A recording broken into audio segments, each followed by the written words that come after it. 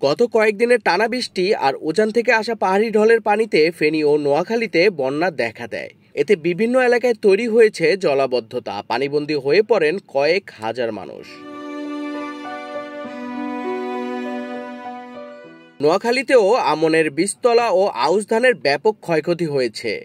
গ্রীষ্ম ও শরৎকালীন শাকসবজির ক্ষেত পানিতে তলিয়ে গোড়া পচা সহ বিভিন্ন রোগবালাই দেখা দিয়েছে। তবে এ সময়ে এসে পরিস্থিতি কিছুটা উন্নতির পথে।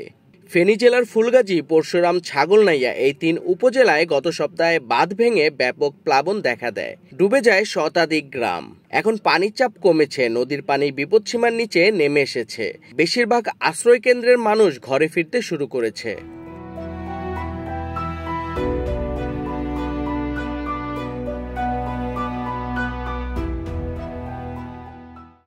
তবে ক্ষতিগ্রস্ত রাস্তাঘাট, ধসে পড়া বসতবাড়ি আর ফসলের ক্ষতি এখনো এলাকাবাসীর কাছে দুশ্চিন্তার বিষয়। জেলা প্রশাসন সেনাবাহিনীর উদ্ধার ও পুনর্বাসন কার্যক্রম চালিয়ে যাচ্ছে। বিদ্যুৎ, খাবার ও বিশুদ্ধ পানির সংকট অনেকটা কমেছে, তবে কিছু গ্রামে এখনো সমস্যা রয়েছে।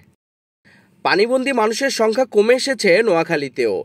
এখানে হাতিয়া, সুবর্ণচর, বেগমগঞ্জ সহ কয়েকটি উপজেলায় পানিবন্দী মানুষের সংখ্যা অনেকটা কমে এসেছে। নদীর পানি কমতে থাকলেও নিম্নাঞ্চলে এখনও কিছু জলাবদ্ধতা রয়ে গেছে। কয়েকটি বাঁধে ফাটল থাকায় প্রশাসন দ্রুত মেরামতের উদ্যোগ নিচ্ছে। জেলায় ত্রাণ কার্যক্রম অব্যাহত রয়েছে। বিশেষ করে আশ্রয় কেন্দ্রগুলোতে শুকনো খাবার ও বিশুদ্ধ পানির সরবরাহ বাড়ানো হয়েছে। জেলায় বেশ কিছু স্থানে স্কুল, কলেজ খুলে দেওয়া হচ্ছে, তবে এখনো কিছু শিক্ষা প্রতিষ্ঠান আশ্রয় কেন্দ্র হিসেবে ব্যবহৃত হচ্ছে। সার্বিকভাবে ফেনী ও নোয়াখালীর মানুষ এখন ঘুরে দাঁড়ানোর চেষ্টা করছেন। প্রশাসন, স্বেচ্ছাসেবক ও স্থানীয়রা একসঙ্গে কাজ করছে ক্ষতি কাটিয়ে উঠতে।